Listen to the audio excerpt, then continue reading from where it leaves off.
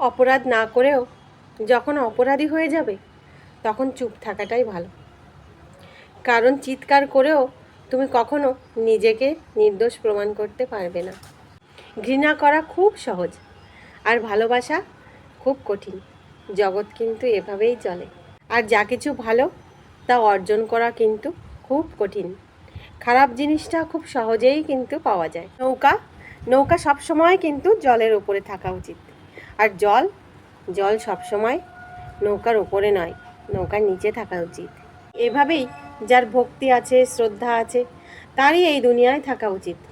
যার মধ্যে কোনো ভক্তি শ্রদ্ধা কিছুই নেই, তার এই সাংসারিক জগৎটাকে ত্যাগ করা উচিত। নিজের হতাশার জন্য কখনোই অন্যকে দায়ী করো না, বরং নিজেকে দায়ী করো অন্যের থেকে খুব বেশি আশা করার জন্য।